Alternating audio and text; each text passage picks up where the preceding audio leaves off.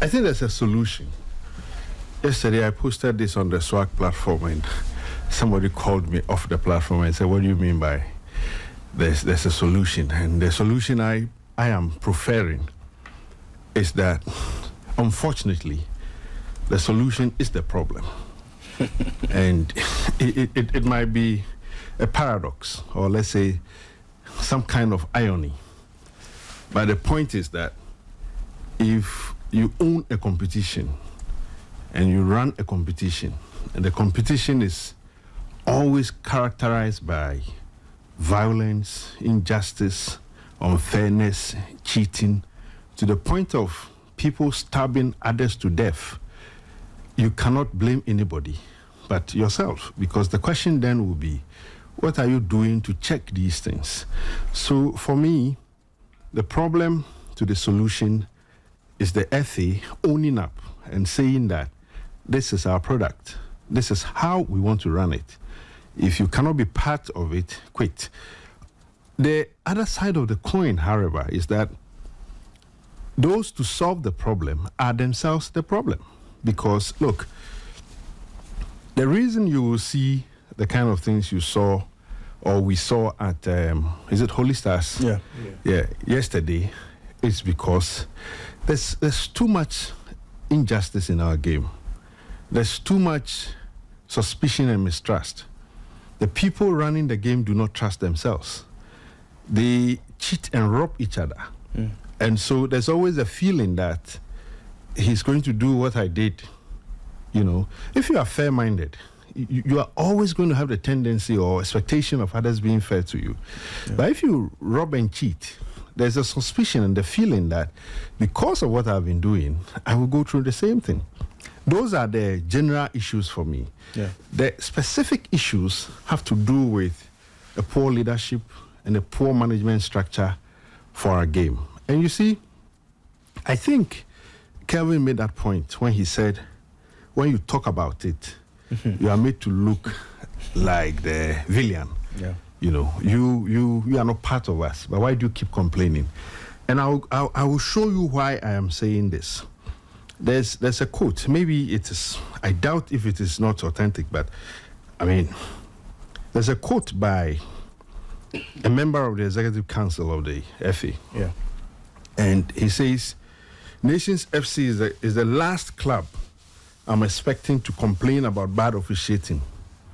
They have been the biggest beneficiaries of what they are condemning today since the days from Division 1. And this is attributed to ESCO member Odro Safo via Sunshine Radio Online. So you see, they know the things they do to get into the system. And so what Odro Safo is saying, that the logic is that you have perpetuated these acts against others. And if it is being done to you, why are you complaining? There is no civilized football environment that this logic rules, except in Ghana football. Yeah. And that's why I put the blame squarely at the doorstep of the FA. Number 2 point is that, you see, our game is premised or set fundamentally on conflict of interest. And I don't know football. I have not studied football anywhere. But I have studied organizations. I have studied how institutions are run. And I'm saying to the Football Association that regardless of the knowledge anybody has in football administration, because our football is set on conflict of interest, where the very people who own clubs are the same people running our football, you are not going to see the decency, the sanctity, the sort of trust you see in other leagues elsewhere. Right. Because those who own the clubs, those who run the clubs, are separate from those managing their leagues. But we have the opposite. And we are going to see these things until they realize that no organization is run like that.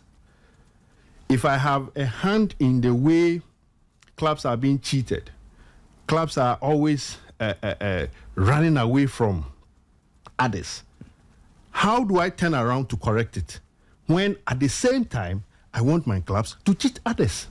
Yeah. The logic is very weak.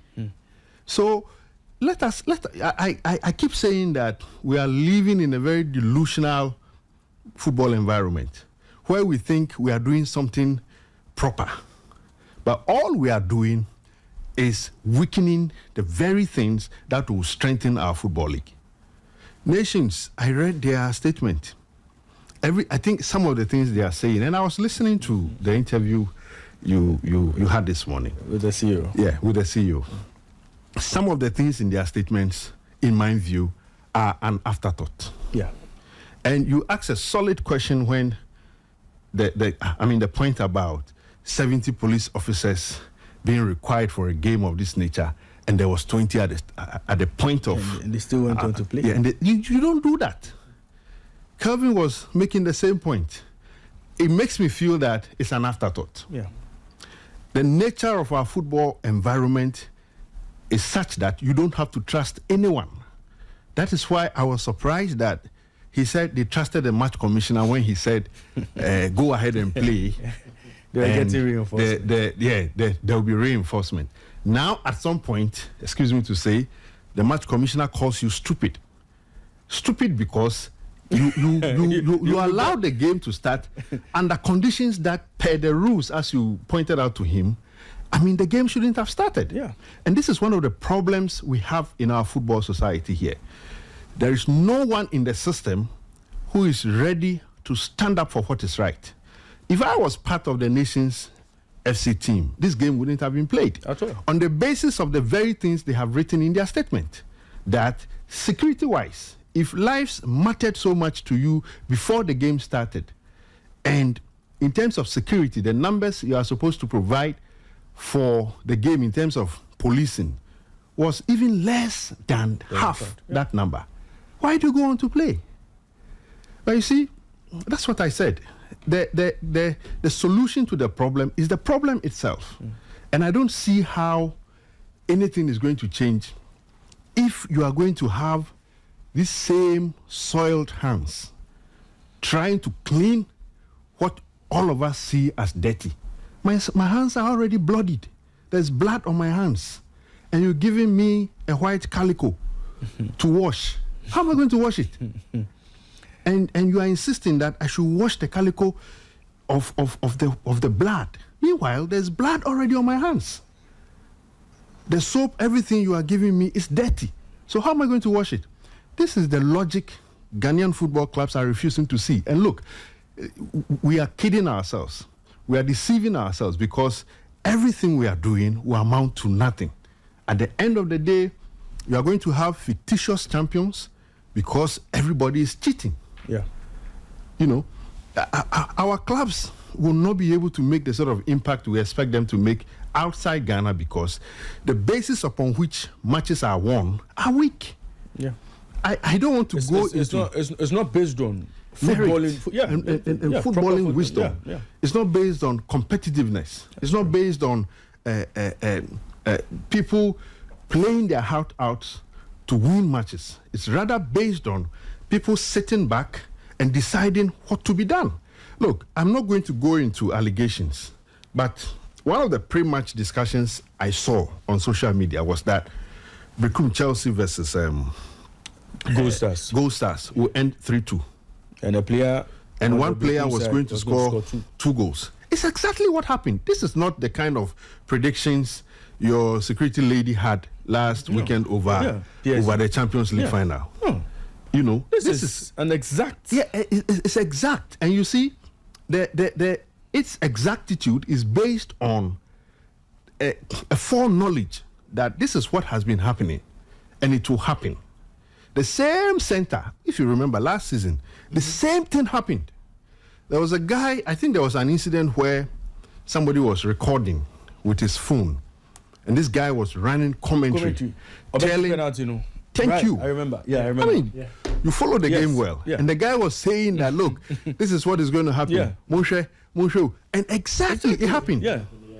Look, I'm embarrassed by a lot of the things I saw in I see in our football all the time. Yeah. And it will get to a time we won't talk about it again. But now that we have the strength to talk about these things and point it out there to the people running the game. I mean, I don't have a stake in the game. I don't own a club. I don't work for any club. It's just passion. I mean, I've had a unique opportunity of working with Kotoko for a long time. And it opened my eyes to a lot of things that go on in the game. Yeah. And some of these things can be corrected. But I don't think the people managing the game are ready to correct any of these things. Look, those who said that the enhanced protocols were not going to work, today they've been proven right. Yeah. They've been proven right. Yeah, they've been proven, of course. And look, of course, it hasn't ended. The last round of matches, I heard you say that we need to look at security and all that.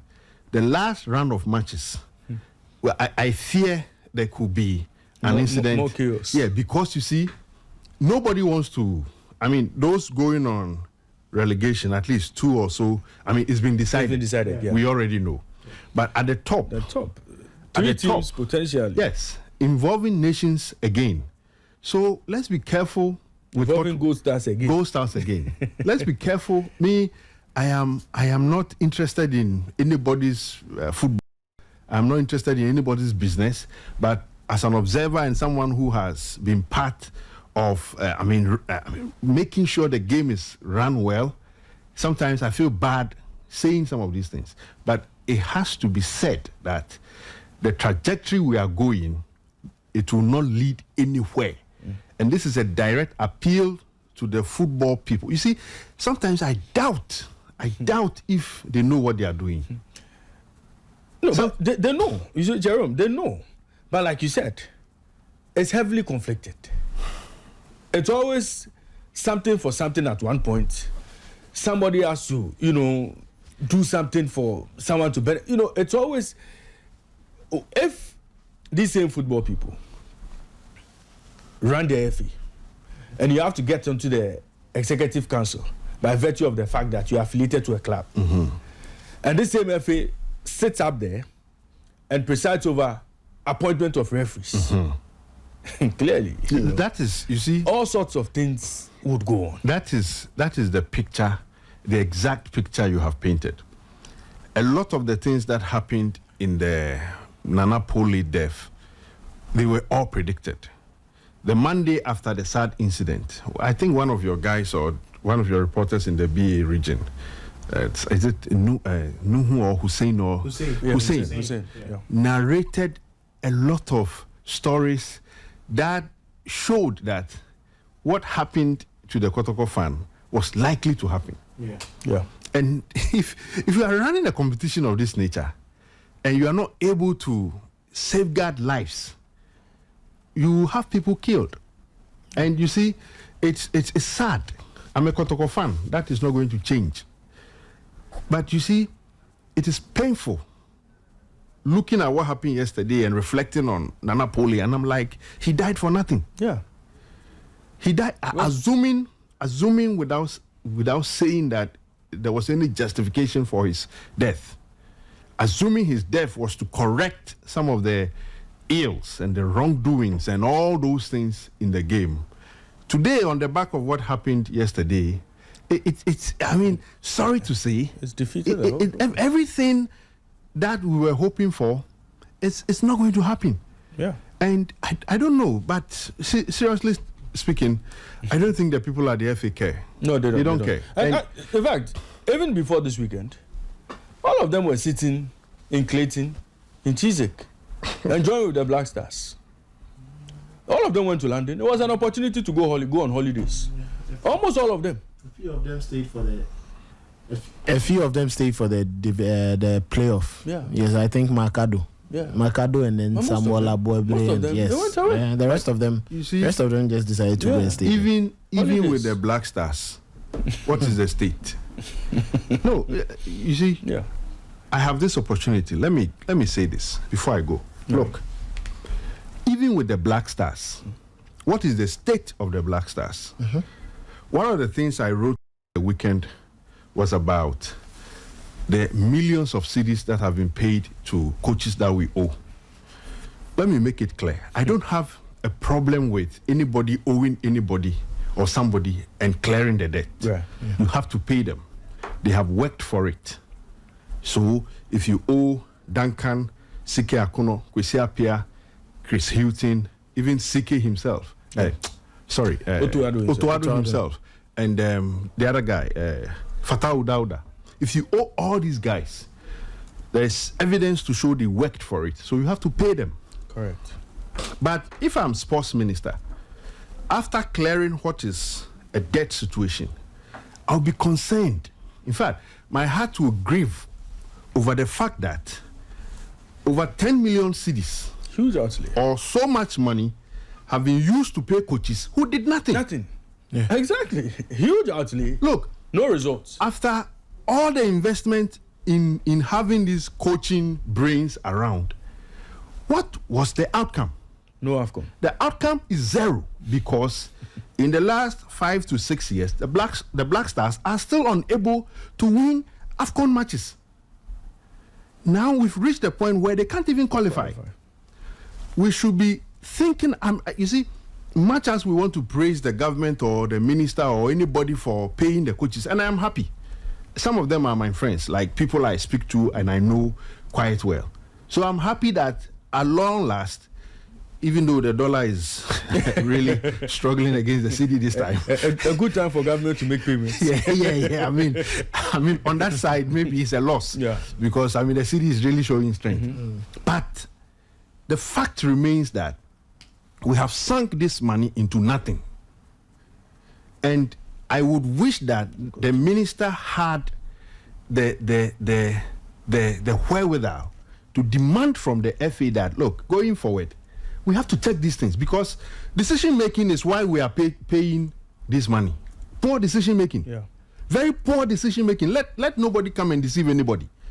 It is as a result of poor decision making on the part of the appointing authority. That is why in 5 years or so we've changed about 5 coaches. That's correct. And we have sunk Ghanaian taxpayers' money into clearing unnecessary debts. Compensation and all. And after all that, the Black Stars is still poor. Yeah. Your league is poor. Your senior national team is poor. I see people cheering about beating Trinidad and Tobago. Are you serious? Look, I'm not trying to downplay the revival efforts or work being done by how do you call him, Otuado. I'm not downplaying that. But give me a break. You couldn't qualify for the AFCON, the topmost competition on the African continent. Yeah. You struggle to beat teams that previously will not even make it to the AFCON. And we are paying millions for coaches who did no job.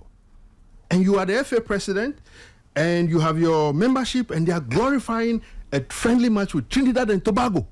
what is that how Ghana football has, the levels our football have sunk to? I don't want to make anybody feel bad this morning, but from where I sit, we must ask serious questions of the Football Association, because national team football is on the decline. The league, which you would say is the bedrock of your game, is dead. It's chaotic, and even a death trap, a zone where people go and they get killed. If I am Keto Kreku this morning, I'll be on my knees and be praying. Be praying for wisdom to get Ghana football out of the sort of chaos it finds itself. Because where we are going, let's not deceive ourselves. The World Cup will qualify. If you look at all the permutations. Yeah. And that's the ultimate. I love to see all our footballers going to the World Cup to play. And we'll sink in more money. Yeah, as for the money, we'll sink in. But you see, we should conscientize or orient people's mindset that these things don't matter. Going to the World Cup when your league is still in shambles is no achievement. Yeah. Because at the end of the day, it is what your local football is that is going to be used to judge you. Yeah.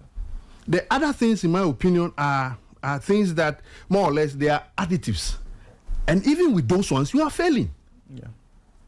I feel sorry for the state of our football. And I think we don't have to glorify anybody with anything, but tell them that you are losing it.